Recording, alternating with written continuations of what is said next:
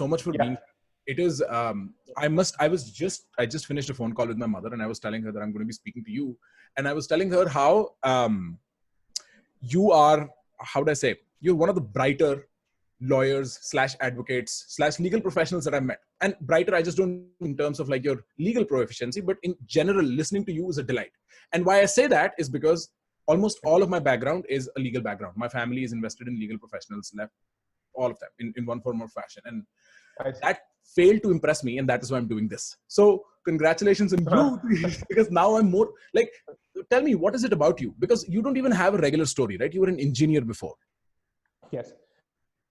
So frankly, I don't know if mine is an abnormal story, because at least from the jurisdiction that you come and the society you come that's in America, I know for a fact that it's common for engineers to switch to law on a regular basis. Okay. So in fact, JD as a program is one of the few programs which manages to attract people from across the streams, and especially the brightest from the STEM streams as well. Okay. So it is a bit of an abnormality as far as India is concerned, because we are always used to seeing a BA LLB, but not a BE LLB. Okay. That's something that's relatively a new phenomenon. But even I realized when I took up this particular program in 2006 that there were quite a few people who were engineer turned lawyers, and people who had done their undergraduation and graduation in the pure sciences before making the switch to law. The reason that I made that choice, and which is something that I've shared often on public platforms, is because I felt that at some stage I wanted to contribute to public discourse with some kind of training. And I didn't see the point in someone who shoots from his hip in the dark without having necessary tools to speak on a certain particular subject. So I felt that given how I was made, and given my mental constitution, and given my love of logic and reason, law perhaps seemed like the right place to be in. Of course, this was despite a lot of family opposition coming from the fact that we were a lower middle class family which was very clear about the fact that I was interested in engineering because that was my initial love. There was no doubting the fact. Nobody pushed me into engineering. And so it's not as if I saw law as a means of exit from engineering. In fact, I wanted to pursue my master's in aerospace engineering as well. I was geared all for it. But somehow, I think in the final year of engineering, I went through a polarizing transition phase, because campus politics had changed, national politics had changed, a lot of things had happened. And I felt that I was better positioned to contribute to this particular discourse by equipping myself with the qualifications necessary and sharpening my skills of logic, reason, and all that. This is back when? What year is this? So 2006 is when I made the switch to law from engineering. And how was national politics changing back then? Because I was too young to remember. And I mean, I think you have a you have an impression that I'm from America, very much from Delhi. Grew up in Delhi all my life. I just study here in America, and I'm stuck here. I haven't been able to fly back. So how did national no, that's fine. How did national politics change in 2006? Because 2004, the India Shining campaign flopped, and the Congress government came into power again. And the increasing polarization that we started seeing, and the kind of slandering of indigenous identity and systematic slandering of the indigenous identity that started under UPA 1 was something that was part of my growing years. 2006, I was 20, and I was a witness to all of this. And in fact, when they came to power 2004, I was 19. And the impact of it at a very different level in Tamil Nadu campus politics, I was a witness to all of it. I experienced it firsthand, and I gave it back firsthand as well. So all of this I was a witness to. And then 2008, when I joined law, 2611 happened, and we saw the kind of insipid response that was put up, how we lost people, what kind of a response was given by the then Home Minister and the UPA government, and the kind of systemic slandering, even before the facts were out, of the Hindu identity. All of this happened. So that effectively told me that there is a lot to be done on this particular front. While I was not certainly interested in political life, I was certainly interested in public life of some sort. And I felt that law was the shortest path to that particular goal, so to speak. And that's what happened. You speak like a lawyer. Have you been told that? Like when you have conversations, you have like a very, like I was listening to you with Kushal the other day, and you're like, point number 1, point number 2. And that is exactly the kind of stuff my father would say when he's like going through his case with my mother when they're discussing that stuff. And I was like, he speaks like a lawyer. That's so fascinating. But tell me about this systemic slandering, because, you know, you and I both understand. And I mean, I would be more on the convinced side to your claim than most of the people tend to be. But a large part of urban India is not convinced with this systemic slandering question. Right. What is the systemic slandering? How do I put a finger on it? How do I nail it down? I don't think urban India will even understand or will ever be persuaded or convinced, because they themselves have bought into it and they are the ones to indulge in it. Okay.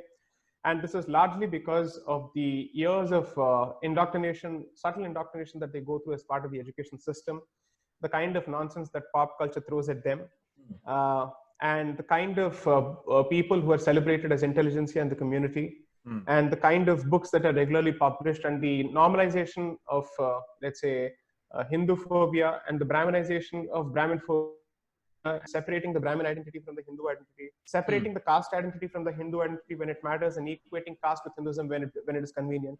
So all of this has been going on, and I don't think it has not happened before. It has happened systematically. The foundation for which and the seeds for which were sown under Sri Jawaharlal Nehru. I won't call him Pandit because he was not, according to me. So that, let's say, the foundation of cultural Marxism, which was laid under his tenure, I think reached a charam seema, a peak of sorts, in 2000s. And I think that effectively contributed to the change that we saw in 2014. But I still don't think that it has abated, it has waned, it is only growing with each passing day. Because I don't think there is a systematic response or an institutional response that has come about to the nonsense that has been peddled for all these decades. Okay. And there, I think a significant amount of blame must lie not just at the society, but also at the doors of the MHRD ministry and the establishment, which doesn't think it is important for it to respond to this. Textbooks have not seen too much of a change. What is it in textbooks that, is a systematic slander to the Indic identity?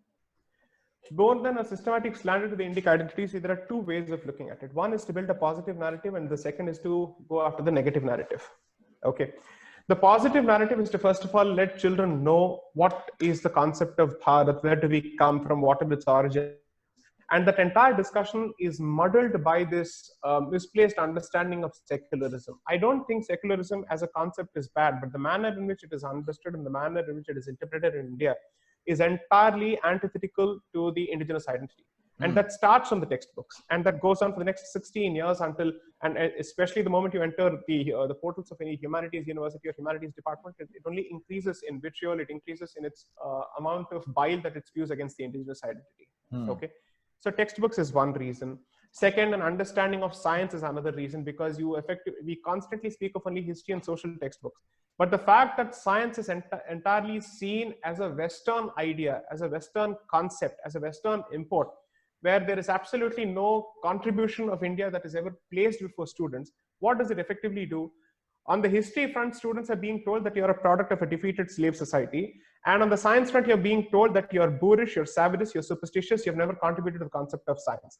When it comes to civics, you're being effectively told that every institution that modern India has inherited, so to speak, is an institution that the Britishers have bequeathed to you. Jo aapko virasat mein mila hai, that's effectively the statement that's been given. So your sense of identity is gone. Your sense of self-esteem is gone. Your sense of political identity is gone. And your sense of self-esteem when it comes to your brain, which is to say your contribution to the global pool of thought on the scientific front and progress, is also gone. What do you think remains of your identity by the end of your schooling and your college? Nothing.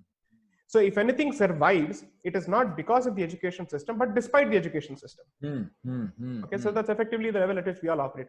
So anyone who's managed to grow a filter thanks to his household training in Bharatiya customs, in our Sanskriti and our belief systems, is largely a product of that particular environment that he's grown up in, despite the kind of bile that he gets to encounter on a regular basis in the outside world. Okay, so we are the lucky few people, but I think we're also the minority in India. Right.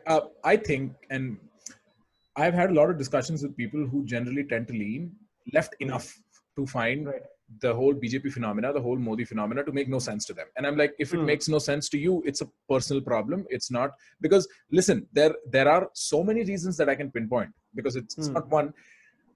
You have to give the devil its due. The fact that the majority is so overwhelming, not once more than twice, tells you that there's a certain part of India that this government seems to represent, right? And I was of the opinion that this government seems to represent some sort of a right-leaning kind of an idea until I met your friend Ashish Dharr. And Ashish really explained it very well to me. And he said, listen, there does not seem to be a right wing. There seems to be an Indic wing. And then when I spoke to Kushal, he made it more clearer. He's like, listen, they're not very different. They're apples and they're pretty much the same thing, except one of them caters to a particular identity. The other caters to a particular identity in their social conservative front. Right? My question is, how is it that then this government is not doing what you say, that the systemic slander has sort of continued towards the Hindu identity or the Indic identity? How's that happened? See, I think what we must realize is that a political discourse is perhaps the most expedient, convenient, myopic, and opportunistic discourse possible. Right. Okay. The worst kind of game theory. So I don't think it makes any sense to actually put all our eggs in the political basket. And the fact remains that even the political options which are available to the Indic side, and I certainly subscribe to that school of thought which believes that the right wing is not the word to be used for, it is the Indic wing, and there is a very marked difference. It's not the same thing with a different name. There are serious differences which I hope to explain. The point is, I don't think this government or this establishment, even in its previous avatars, has had a very clear vision of what is the narrative with respect to Bharat that it wants to project within the country and outside the country. Okay. I think the last person to have that kind of civilizational clarity was the founder of the Bharatiya Janasangh, Shri Dr. Syama Prasad Mukherjee. And I don't think anybody after him has actually shared the same level of commitment, conviction, or clarity. Okay. And while they may have seen themselves as the alternative to the Congress establishment, while they may have seen themselves as the alternative to Nehruvian secularism or Nehruvian socialism, but the models, both economic and cultural, that they have adopted is vastly the same, largely the same. The symbolism might be different, the optics might be different, but in practical application and how it has worked on the ground, there is absolutely no difference whatsoever.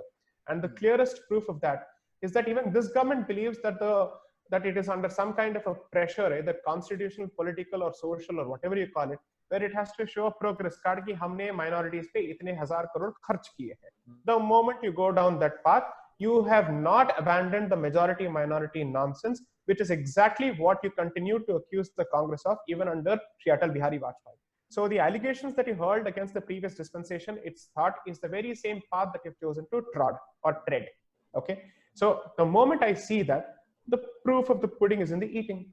Aap usko kuch bhi kahiye. This is how it effectively works on the ground. Right? So I don't, and please tell me one thing. Why is it that a non-Muslim has not been appointed as a minority affairs minister so far under any of the BJP governments? Okay.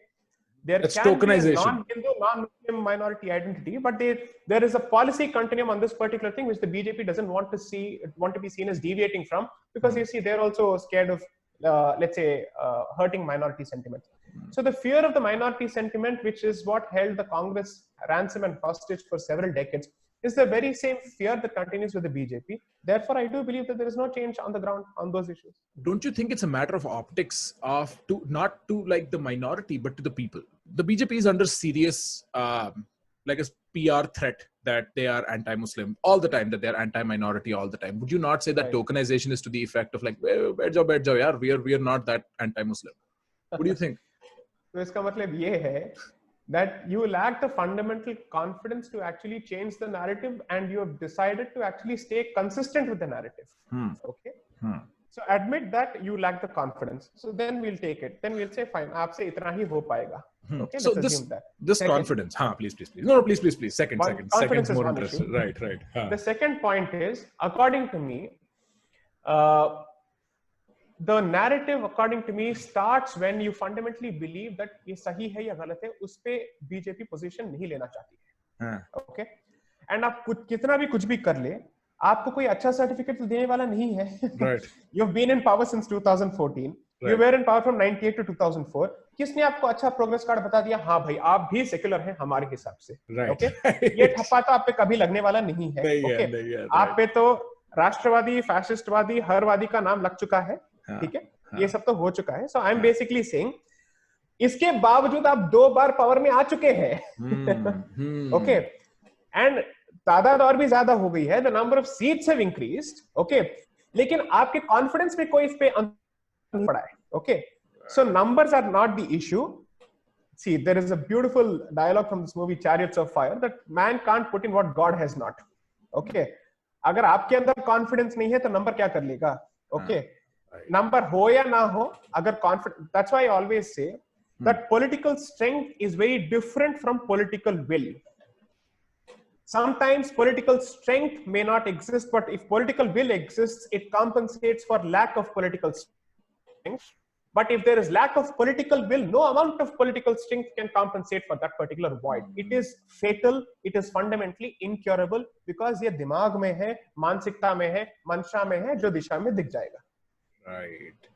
So this narrative that you mentioned, this confidence that you mentioned, the difference, the delta between the right wing and the Indic wing I think these questions are sort of, there is a common theme to these questions, which is that, what should this narrative be? What is the Indic wing? Why is there no confidence? And what do you have to say to that effect? See, the thing is, the primary difference is, whenever you speak to anyone who thinks of himself as belonging to the conservative camp, the right camp and all that, they are also subscribing to the same colonialized notion by importing conservative values from the British legacy or the American legacy. Okay. And when you ask them कि right का मतलब क्या है, इनका सीधा जवाब आएगा minimum government, minimum taxation, free market, more support to enterprise. अरे भाई, तो इसका मतलब ये है that fundamentally your concept of a right is more about economics than culture and civilization. ये तो मान लो. Right. Okay. Right. हाँ.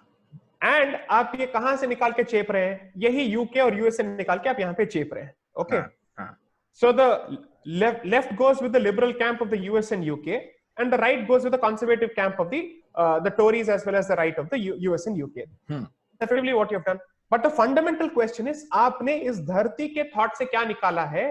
That is the basic question. That is what distinguishes the Indic camp from the so called right camp. Okay, they are obsessed with market economics because they're effectively saying, had India taken the US approach and had adopted capitalism as opposed to Nehruvian socialist model, we too would have become an America. Therefore, you want to recast India in an American mold. You don't want to do Punarnirman, or let's say you are effectively going for Navanirman. You're saying, let's destroy everything that belongs to the past and build a certain mold which is based on the American mold, the United Kingdom mold, or the Anglo-Saxon mold, which is not what we are interested in. Because the fatalities, the infirmities, the defects of that particular system is there for everybody to see today. Right from climate change to everything else is a product of that particular worldview, of that particular way of life. And that is the alternative that the Indic worldview offers. And what is this alternative?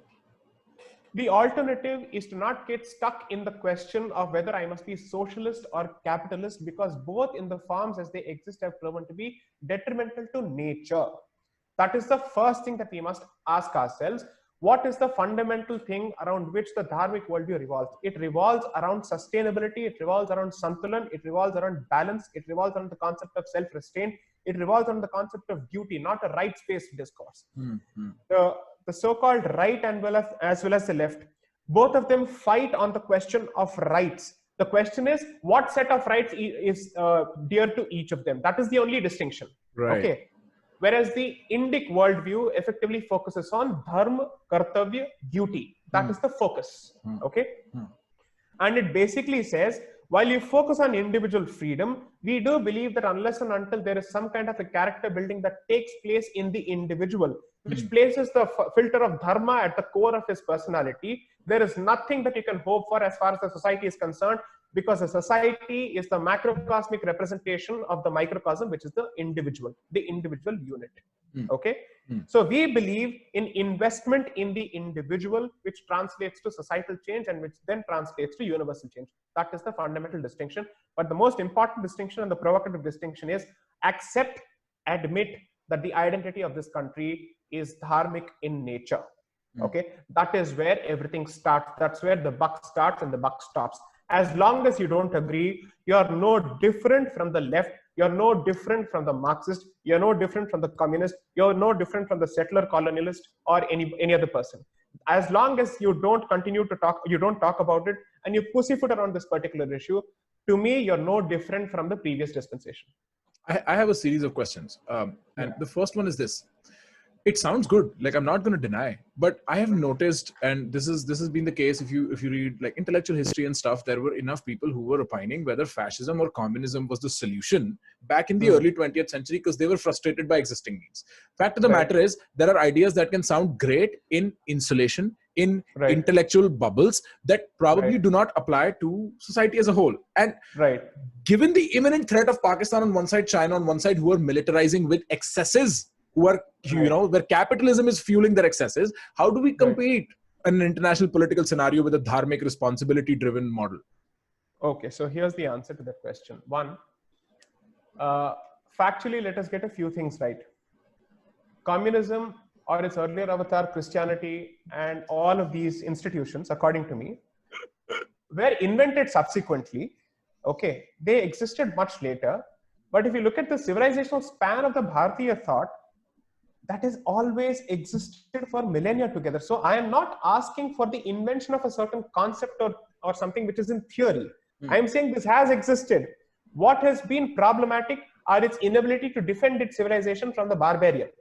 Okay, that is the issue that you have not addressed so far, because once you address that issue, there are enough building blocks from your past, because that is the tried and tested model. Otherwise, if we were so bad and we sucked at effectively creating a society which is prosperous, तो ये लोग भारत आते ही क्यों? अरे भाई हम पे मेहरबानी करने थोड़ी आ रहे थे. Okay. Right. So if they came to India, there was an incentive, and that incentive was created by the existing social structure. The existing social structure was effectively responsible for its economic prosperity and for its social stability, with lot of mistakes and with a lot of flaws. I'm not saying it was perfect, because had it been perfect, it wouldn't have reached where it has. Okay, but this is effectively the phase of introspection. Now, coming to the second issue, I'm not therefore saying alienate China or alienate Pakistan, alienate United States, alienate Russia. No. Your only goal at this stage is protection of this landmass and national interest. Okay? Because that is the home of the Dharmic civilization. Be very clear about that. 3, as long as the identity of Dharma and Indic faiths exist in this country shall continue to exist in the form that it exists today. Otherwise, it will go down the path of a Nepal, it will go down the path of a Sri Lanka, or it will go down the path of Pakistan, Bangladesh, or any other Abrahamized country. Okay? Therefore, the first security which India must have is identity-based security with respect to indigenous identities, which is what will give it the confidence to deal with other people, because then you know आप किसकी रक्षा कर रहे हैं, किस बीज की रक्षा कर रहे हैं. At the end of the day, what drives a certain vision is clarity as to what is the object of protection. आप किस चीज को protect करने की कोशिश कर रहे हैं. Let us be clear about that. Okay, which is why Ashish made a brilliant point in one of his videos that धरती की रक्षा किस लिए जरूरी है, क्योंकि ये संस्कृति की रक्षा है, क्योंकि धरती जो है संस्कृति का घर होता है. That's the basic point. A geography is effectively the residence of a certain mindset, a certain civilization. That is why it needs to be protected. Okay. So once you have that clarity, automatically it will clarify in your headspace.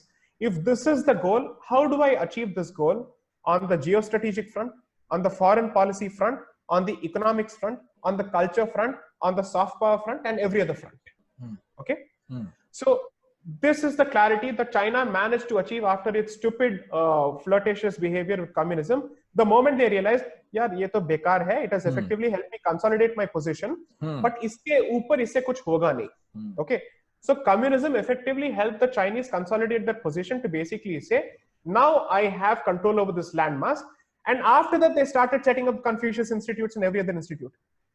Not under, of course, Chairman Mao, but at least under Deng Xiaoping, they started doing it because he decided whatever had to be done has been done. Apna satta abhi yahan pe established ho chuka hai.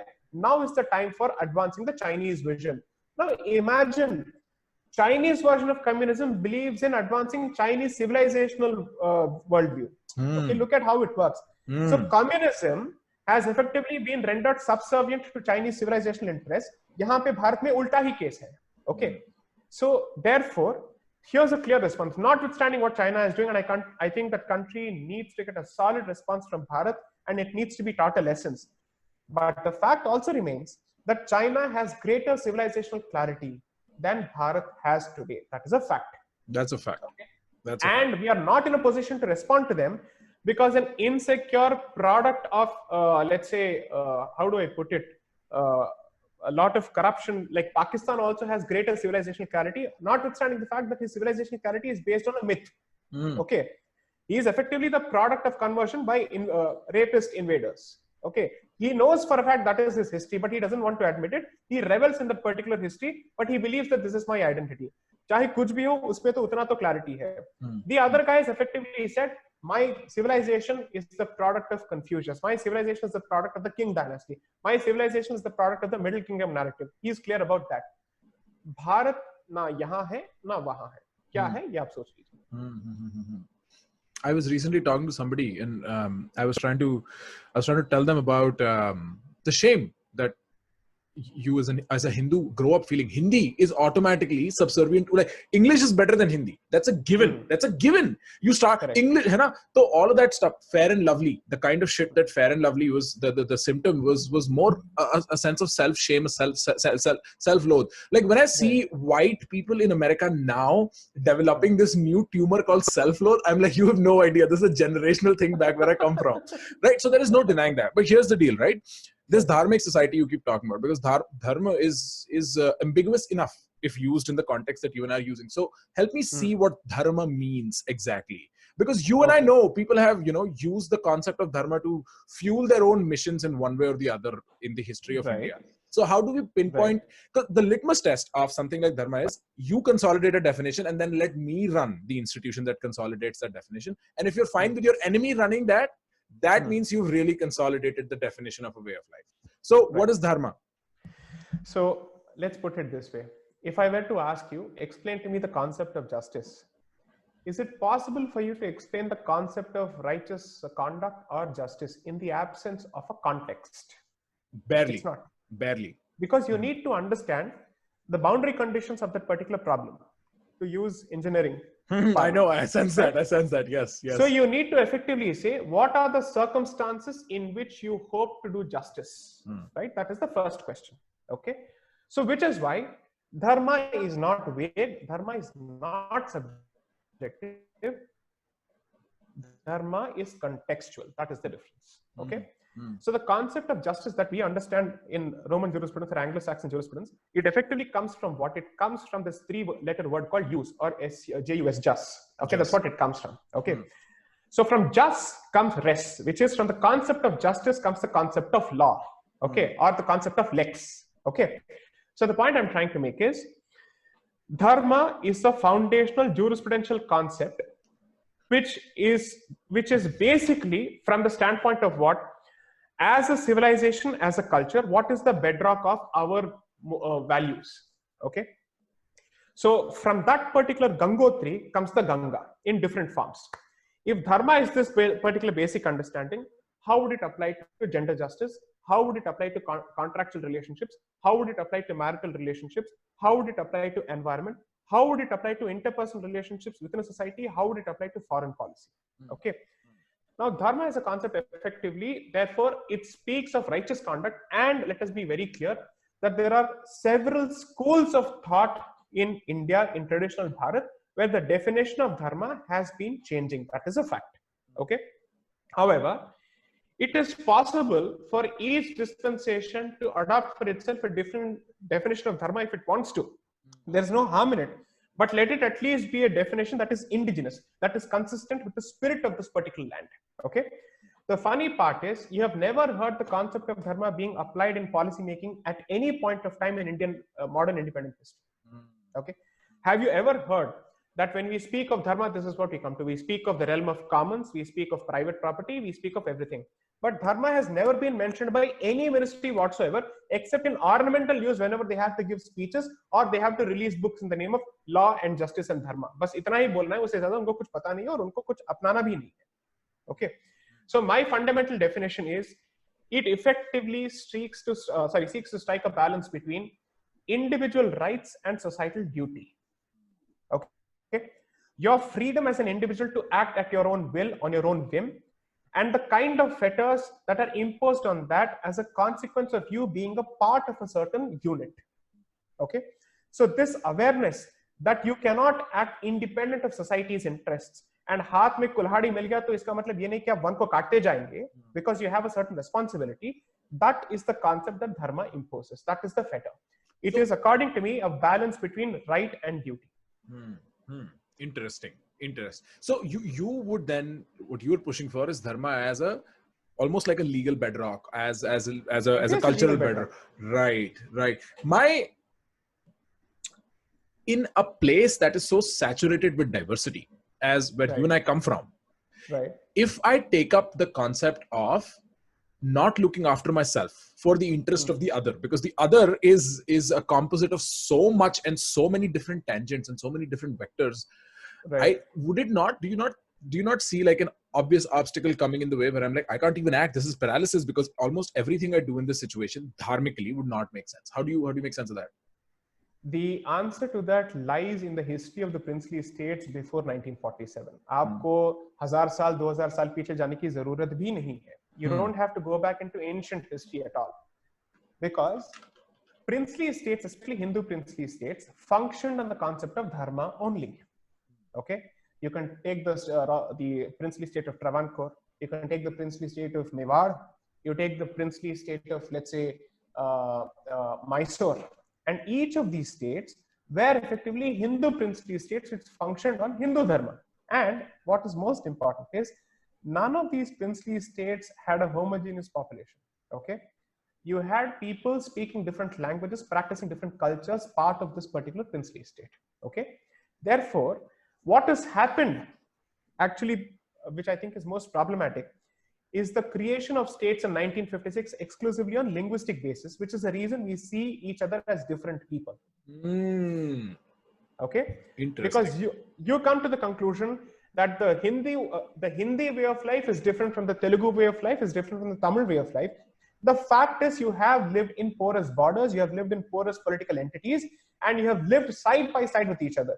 As a product of Hyderabad, let me tell you, Hyderabad, even under the Nizam, had Parsis, Bengalis, Kannadigas, Malayalis, Telugus, Tamilians, Maharashtrians, name it, it was there. That's why in Hyderabad, you can survive without speaking in Telugu. That's the cosmopolitan nature of it. In Bangalore, you can survive without speaking in Kannada because Tamilians have existed there for centuries now. Okay. Parts of Kerala, there is a particular breed called the Palakkad Brahmins or the Palakkad Ayers. Their Tamil and Malayalam are both different. Tamilians don't consider them Tamil and Malayalis don't consider them Malayalis. They're na ghar ka na ghat ka. Why? Because 600, 700 years ago, from Trichy in Tamil Nadu, they went to Palakkad. That's the nature of this land. Who are the priests in Badrinath and Kedarnath? People from the south. Who is the priest in Nepal? He is from Mangalore. Look at the kind of transactions we have had and institutions which are associated with the identity of your culture. A man from the south effectively is there. Shankaracharya goes and establishes Pithas all over the country. That Sharda Peeth is effectively what Kashmiris are fighting for. Who are they fighting for in today's language? They're fighting for an institution set up by a Mallu from Kerala. Really? Right? Think of it this way. Right. So, our compartmentalization of identities is a product of 1956, and it's post that, not before that. What is 1956? Reorganization of states based on language. Achha. So under the genius so-called Nehru. Because Rajagopalachari told him, don't do it, split the country into administrative zones so that people learn to talk to each other, and there is no concept of language shamanism, and that each state will have at least 3 official languages so that people can say that even my language is represented, so that you can have languages rotate on a yearly basis or an annual basis or a biennial basis. Okay. So today what is happening is language chauvinism, which is effectively translated to sub-regionalism, which is prevailing over civilizationalism, and your Indian identity is rendered subservient. That's the problem. Your entire question has its origin in this issue. Right.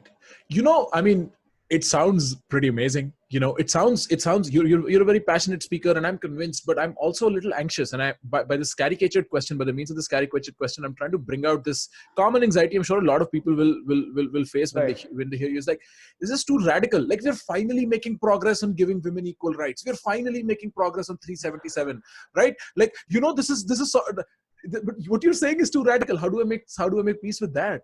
How do I just reinvent? Because I think the problem, as I said, goes back to education, because we have to point out, यार 377 कब आया? किसने introduce किया? हाँ, हमने तो नहीं किया. हाँ, right. हमने तो नहीं किया, right? Second,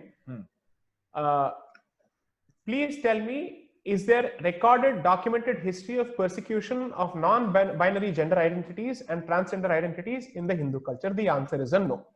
Okay, you will not find that. In fact, celebratory. In fact, it's celebratory. Celebratory is one aspect, but most importantly, the reason why it is celebratory is not because they said let's celebrate it, because they said Geo or Jeene do. Right. Live and let live. Okay, as long as they don't cause any harm, and that is the identity that they're comfortable in. Why should we stop, stifle, quell, subdue, or suffocate anyone? That's the basic question that was put. Okay.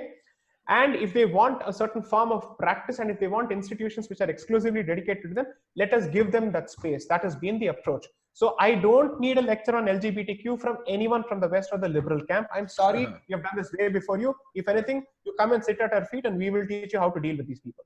Okay, and what kind of rights you're supposed to give them, how considerate and how passionate you're supposed to be about their rights, and how sensitive you're supposed to be about these rights. Okay, so women rights ki jo baat hai, we have to understand. I think you should just read Max Muller's brilliant short book, India, What It Can Teach Us. Okay. Despite the controversy surrounding his position on India, on the Aryan invasion theory, on racism and everything else, just read that book, because the one thing that he's very clear about is, for a society to continue to retain its moral fabric, despite having been constantly invaded, bullied, massacred, plundered, raped and everything, even in the medieval period, around that period, Hindus were still known for their truthfulness, for their, commitment to justice, for their ability to keep their word in commercial transactions, despite every form of invasion, which effectively shows the strength of the character of this particular civilization. So whatever has happened by way of a parda system, or by way of, let's say, the treatment of women, or giving them a so-called patriarchal protection, okay, is the, okay, you have to ask anyone who's lived as a, right. Sorry? You were sort of cutting out. Please go ahead. Please go ahead. So you should ask anyone who's lived under the Nizam as a Hindu, okay, in Hyderabad. If, let's say, you were walking on the streets and you did not have the parda, and the Nizam's entourage was on the streets, he and his soldiers will pick up women, okay? And this is during the Nizam period, even in the 1940s, by the way. Imagine what the situation would have been in 1100s, 1200s, 1500s, and 1600s. Okay? Right, right. I think so when people talk of the parda system, they don't understand that the impact of these barbaric invasions, which effectively treated women as war booty, has had a significant role to play in how the rules were evolved by the society as a response mechanism. Interesting. But you know what? The fact still remains, like modern India is not, how would you say, is not nice to its transgender community. We relegate them to chakkas and hijras, and they must band together and live together. And you know, like, and it's not just that. Like, we might have been more civilized. We might have been more tolerant, more inclusive back in the day when we had more agency over ourselves. But the modern narrative is convoluted enough to the point where it is very hard to make sense of the ancient narrative, right? And so my question is, I can imagine what you were saying as a way of life, and I can be like, let's go back to it. Right. But one, that change is too radical. I don't know what the uncertainty is too much for me to be like, okay, let's get on board with JSI. And on the other hand, there is a question that, you know, is this ancient narrative only romanticized, or is there genuine merit to this narrative that we, you know, pat ourselves for? Right. There is a brilliant thing about language is that it hides a lot of history in it. So since I'm assuming you come from the Hindi speaking background, I have a question for you. Chakka, mawali और hijra. इन तीनों का etymology मुझे बताइए. ये कहाँ से आते हैं? ये इन words का origin क्या है? No idea. Tell me, क्या etymology है? हाँ. तो पहले मवाली का जो कॉन्सेप्ट है ये ईरान से आता है. ओके, ये इसलिए ईरान से आता है that when Arabs invaded Iran and they converted the Persians to Islam, the Persians had to attach themselves to an Arab master to have social standing, to have social recognition. That particular system was called mawali, and the system was called mawala, and the Persian guy was called mawali. Okay, मवाली का मतलब है second grade human being and second grade citizen. ठीक है, तो ये है उसका origin. तो obviously भारत की संस्कृति से तो ये नहीं आया मवाली. ठीक है. दूसरा, आप मुझे ये बताइए, हिजड़े, हिजड़ा, ये आपको शुद्ध हिंदी से आया लगता है या फिर किसी और भाषा से ही आया है आपके हिसाब से? ये तो शुद्ध हिंदी का कोई वर्ड लगता नहीं. हाँ हाँ, sounds not that. Is not from शुद्ध हिंदी at all. हाँ. Okay.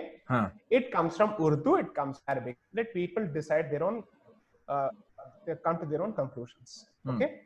So the point I'm trying to make is, modern India is effectively a caricature, a hodgepodge of a lot of impacts and consequences that have crept into the culture over a significant period of time. And इसको reverse कैसे करते हैं? You have to learn from the Israeli experience, because the first thing that they did was to invest in education, was to change the mindset of the people through education. Hebrew was almost a dead language when the state of Israel was sought to be established between 1920 and 1948. There was a huge movement within the Jewish community, the international Jewry, for revival of Hebrew. In fact, it was one person who started it, who was branded a crackpot by the rest of the Jewish community, by the way. Okay? And by the time he died, Hebrew had been adopted as the national language and had been introduced in schools. That is the point. Okay? Right. All of this ultimately goes back to education, because education is effectively the reason for the building block of your head space.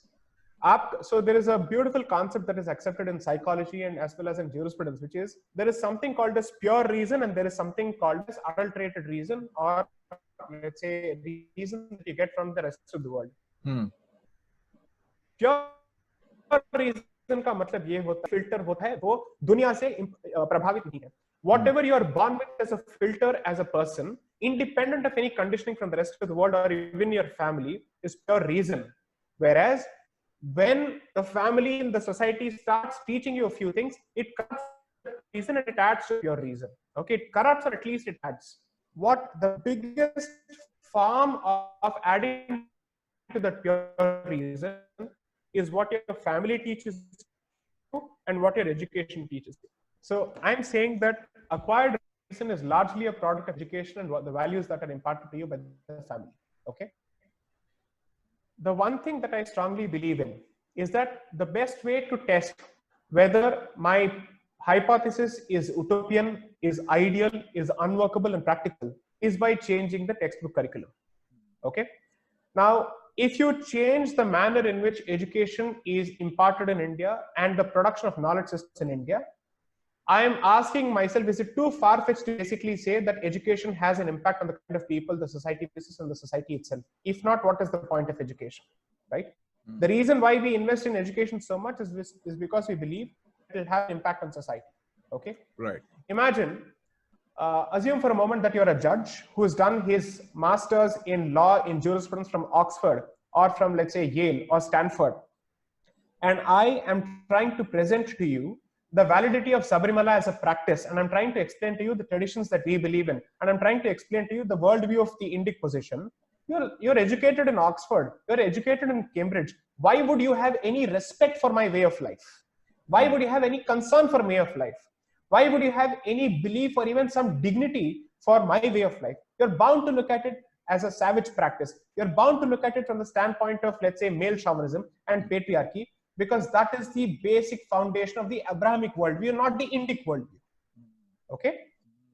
So all the movements that you have needed are movements that you have needed in the West to counter toxic masculinity that comes as a product of Abrahamism, not because of my religion, not because of my culture, not because of my civilization. Feminism has its origins in those societies where Abrahamism has effectively believed that a woman is secondary to a man, is inferior to a man, that she is only the product of sex and she is a creature of sex and she is a fundamentally promiscuous creature. That is not the Indian worldview, right? So all of this ultimately traces and goes back to the question of education. So the best way to test out whether my position has any validity is to at least see if a generation comes out differently because of a different form of education. Okay? Because you see, if people like me and people like Ashish have managed to survive the education system because of access to other sources, Right. Imagine what kind of a society you will produce if our worldview becomes effectively the mainstream form of education. Then my position becomes the normal. You become the outlier, right? Right. But my question is, I'm sure, like, I for one know that RSS has shakhas and they teach students, and that's happening. Are they producing a different crop? Is that microcosm a fit enough experiment to imagine what your worldview looks like? Or is the the less said RSS about the RSS, the better. Okay, because I do understand. the word intellectualism and RSS don't go together. Right. Okay, at least in the manner in which the organization exists today, they have moved far away from the vision, the depth, and the intellectualism of Madhav Sadashiv Golwalkar, known as Guruji, and Sri Hedgewar, Dr. Ji. Their works, their writings, their thought was phenomenally superb, and they were vastly ahead of their successors in time. Okay, I may have my disagreements with them, just as I have disagreements even with Swami Vivekananda and everybody else, and there's a decent chance that my disagreement is based on ignorance, that I'm in no position to disagree with any of these people. Okay, that's also a possibility. However, the fact remains that the RSS as an organization over a point of time has reduced itself merely to an organization that turns up for humanitarian aid and help. Okay, beyond that, they have nothing of value which is added in the Shakha. Okay, they don't know how to respond to the left ecosystem. They perhaps know how to canvass and organize during the course of elections, but on a civilizational front, from the standpoint of having a vision, from the standpoint of having a narrative, very few people are exceptions to this particular rule from within the RSS who are capable of articulating that position with clarity, with information, with erudition, and who are in a position to debate a person from the left in public. Okay, I am saying, let's have a public debate. Let's bring the best of the left and the best of the people from RSS. Let us see what happens.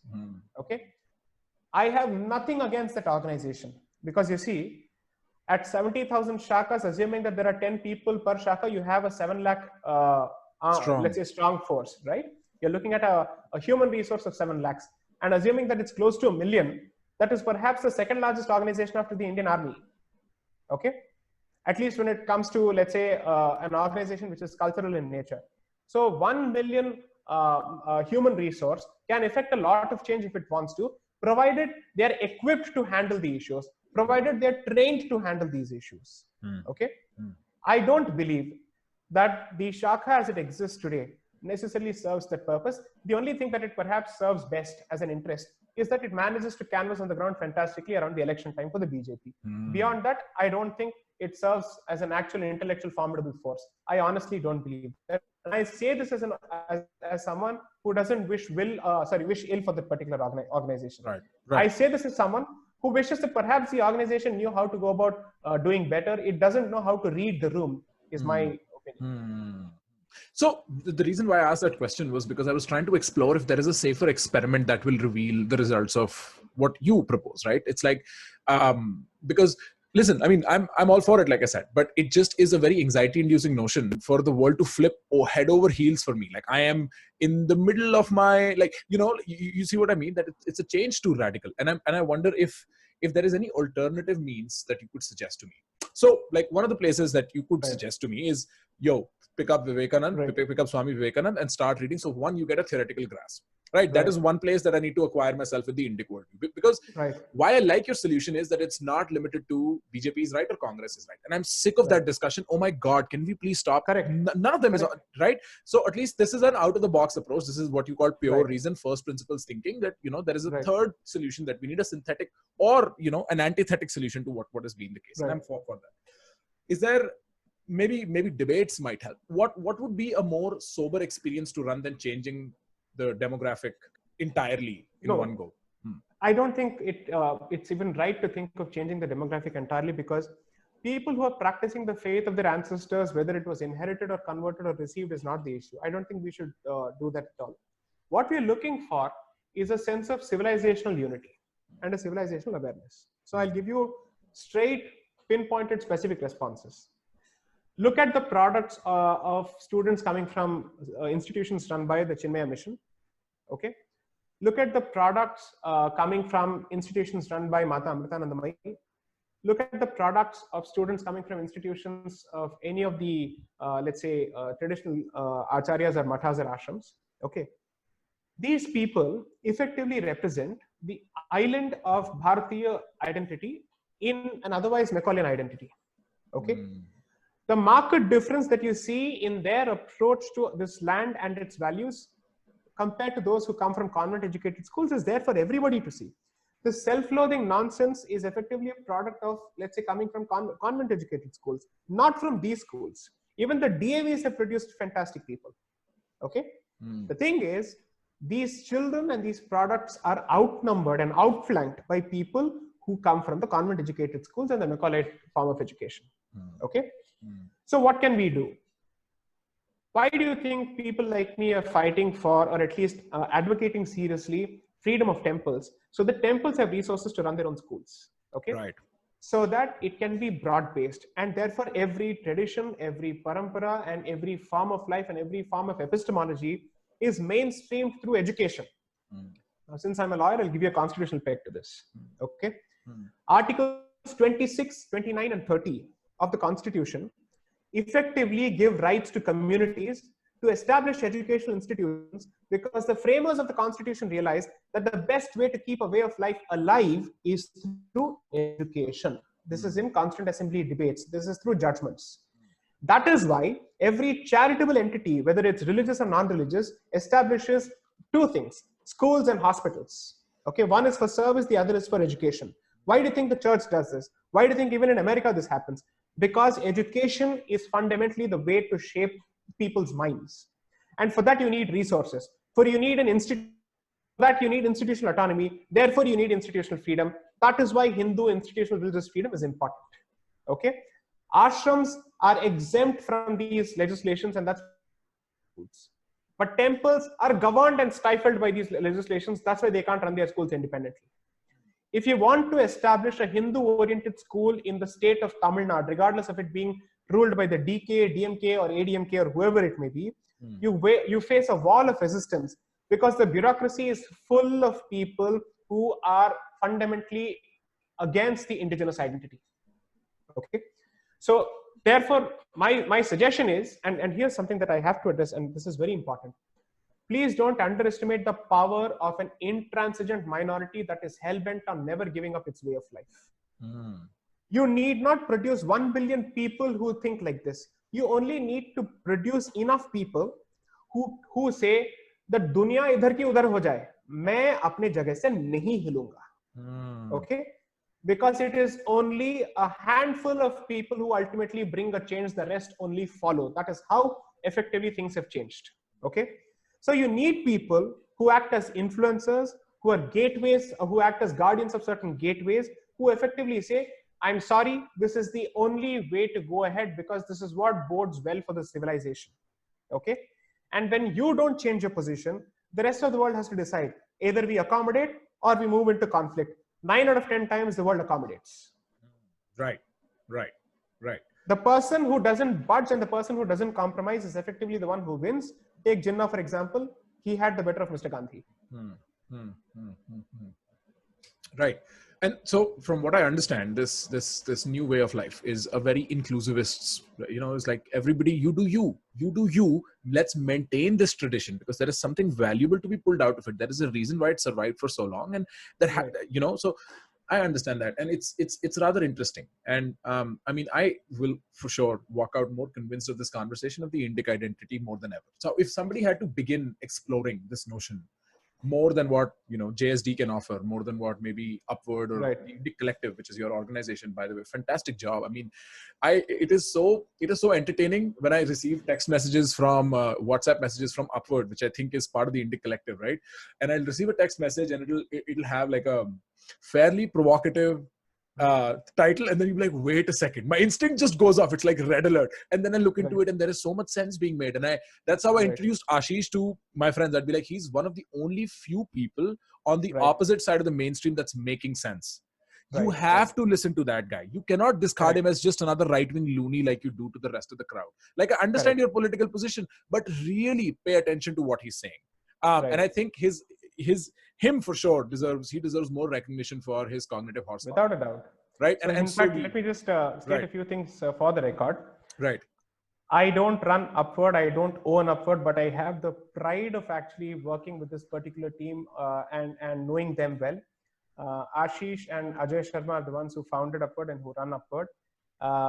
Indic Collective, I contributed to its establishment, but I'm not a trustee. I'm just the lawyer to that collective, to that particular institution. Mm-hmm. And Indic Collective and Upword on a regular basis, they work on projects wherever it's possible. But credit must be given to Ashish's vision, because he has managed to come out with a fantastic model that makes it possible for people to consume the most important bits of information in the shortest time possible, in the most conducive manner possible in today's circumstances.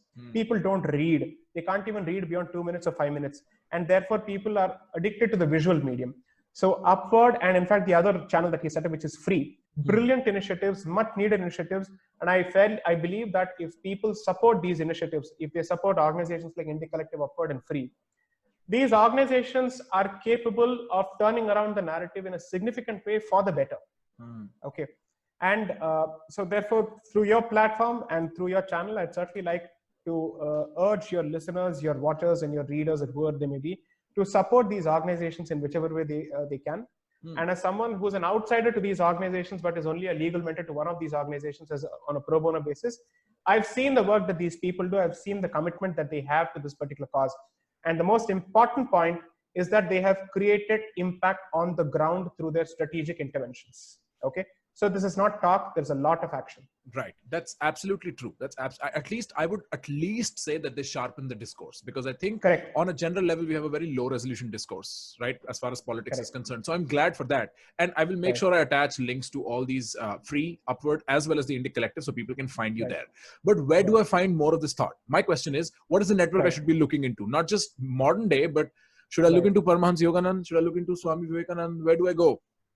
So, I strongly believe that I'm merely repackaging the literature that I've already read to a significant extent. Okay, I don't consider myself a pioneer at all. I don't consider myself a thought leader at all. I'm merely presenting those views in a slightly more relatable way to the current generation. So, what is it that I have learned from? Who are the sources that I have gone to? I have read Dr. Meenakshi Jain. I have read Sri Sitaram Goel. I have read Sri Ram Swarup. I have read Sri Dharampal. I have read Sri Konrad Elst. I have read Sri Radha Kumud Mukherjee. I have read Sri Jadunath Sarkar. I have read Sri Ramesh Chandra Majumdar. I have read books published by the Bharati Vidya Bhavan, K.M. Munshi, Rajagopalachari. Okay. And I have read books written by Sri Michel Danino. Okay. These are my sources. Swami Vivekananda. See, the thing is, when we get into the civilizational aspect, the problem is we jump directly to spirituality. Are bhai, spirituality is there. That is there. I'm saying Paramhamsa Yogananda ke paas daudne ki zarurat nahi hai. Uska, that is a different stage altogether. That is a different level altogether. You are looking at practical, applicable, civilizational narrative which works on the real world front. I'm not saying spirituality is not real. I'm simply saying it is at a different plane altogether. Adhyatma, of course, is the soul of Bharat, and there is no running away from it.